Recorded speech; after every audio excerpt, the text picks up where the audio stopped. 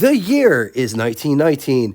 The Duesenberg brothers, Fred and Augie, would introduce an all-new engine configuration design for the American market. It's worth mentioning that it wasn't the only straight 8 to make its debut in 1920. Across the pond, Italian maker Isotta Fraschini also debuted a straight 8 that same year. The Duesenberg engine was mounted into the chassis of what they would call the Duesenberg Straight 8.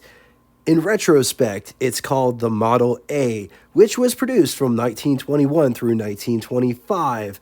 The Straight 8 was shown at the New York Auto Show, but after showing it, Duesenberg brothers made some modifications to the engine, changing the original horizontal valve arrangement to an overhead valve arrangement. They also added overhead cam. Before getting into the engine architecture of the Straight 8, let's talk about the Duesenberg brothers, Fred and Augie. They would get into bicycle racing in the early 1890s.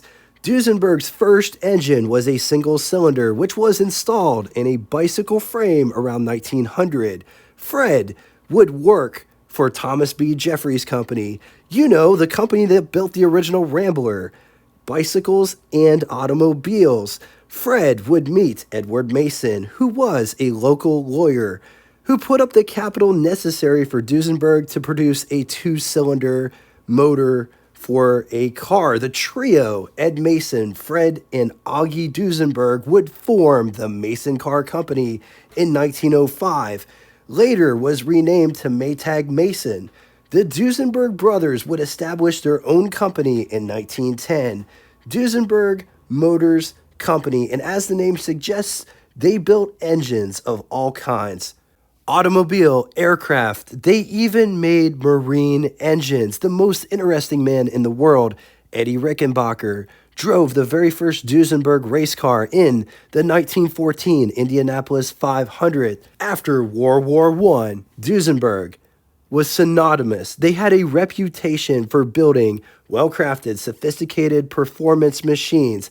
Each engine produced is a work of art within themselves. In 1919, the Duesenberg brothers wanted to offer a car for the buying public. The car was called the Duesenberg Straight 8, and it was only called the Model A in retrospect.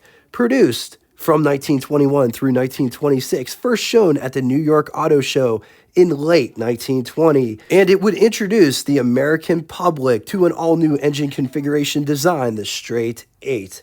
The Duesenberg Straight 8 was essentially one of Duesenberg's racing inline 8s, but it was modified with 2 valves per cylinder instead of 3 valves per cylinder.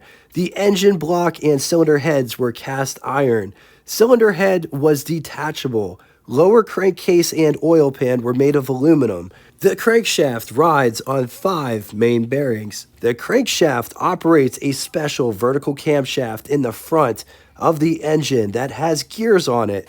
The bottom gear runs the oil pump, center gear runs the water pump, and the top gear runs the single overhead camshaft. This engine also uses timing gears. Rocker arms actuate valves. Pistons were made of aluminum. Flat top pistons with 3 piston rings. Fully pressurized oiling lubrication system, capable of delivering a pressure of 250 pounds per square inch. Hemispheric combustion chambers, single barrel updraft carburetor on the exhaust side that sends the air-fuel mixture through a passage in the block to the other side where the intake is behind the tube, the ram horn-shaped tube with all of the spark plug wires inside of it.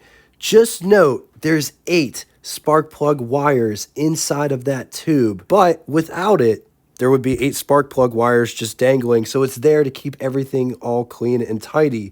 Also notice distributor location, which is right at the bottom of the ram horn tube and sitting right on top of the Delco generator. Just to the right of the distributor is the oil filler, which has a mechanical gauge on the front of it to show oil level. 260 cubic inch displacement, hemispherical overhead valve, overhead cam, inline 8, 4.26 liters. It's good for anywhere between 88 to 100 horsepower at 3,600 RPM.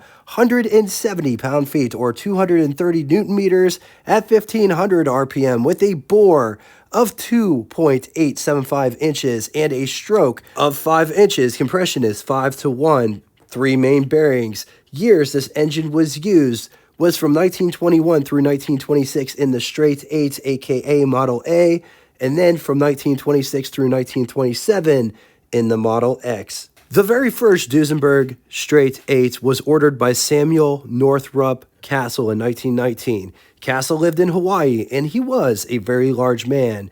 And as was fashion back in the day, Duesenberg built the car and chassis, and they had the coach work or the body work done at a different location. You could literally have any car that you wanted to. With that said, no two Duesenbergs are the same because they were all hand-built cars. Castle wanted a coupe, and being that he was a giant, the coupe looked very different.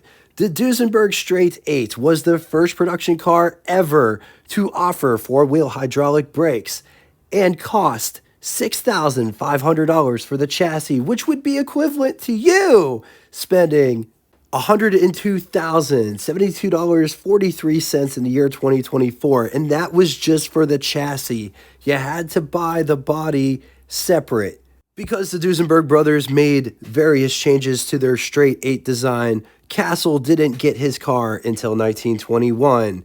Duesenberg produced between 500 and 650 examples from 1921 through 1926.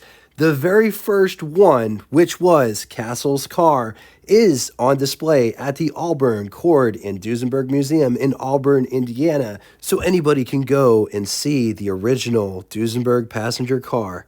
Duesenberg dominated the Indianapolis 500 in the 1920s, winning 1922, 24, 25, and 27. But despite all the winning and the prestige of the Duesenberg name, Duesenberg would go into receivership in 1924 and was purchased by E.L. Cord.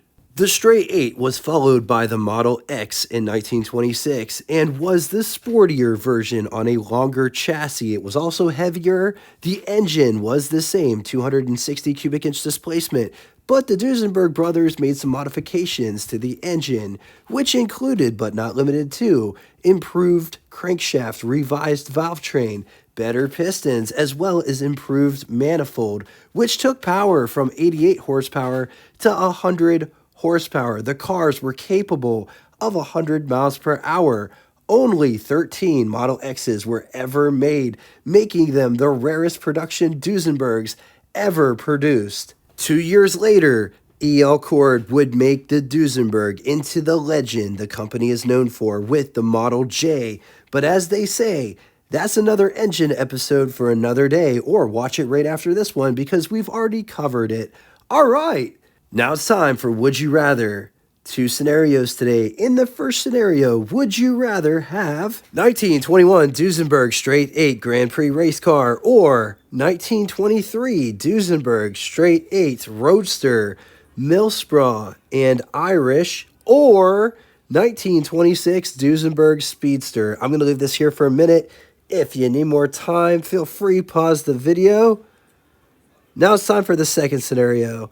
1927 Duesenberg Model X Sports Roadster or 1924 Duesenberg Straight 8 Speedster or 1925 Duesenberg Straight 8 Opera Coupe. Once again, gotta leave this here for a minute. If you need more time, feel free, pause the video. Now it's time for Name That Tune. First person to give both the name of the band and the song title correctly in the comment section will have their comment pinned to the top of it. Thank you all so much for coming out and watching this. Huge thank you to Ben Parks and the Auburn Court and Dusenberg Museum out in Auburn, Indiana. If you're ever out that way, be sure to stop there. It looks absolutely incredible. I'll post their link in the description if you want more information on that museum. If you guys have an engine episode that we haven't done yet, because we've done over 50 engine episodes. We've been doing the engine episode series every week on Wednesday or around that time for a solid year now, which is really hard to believe.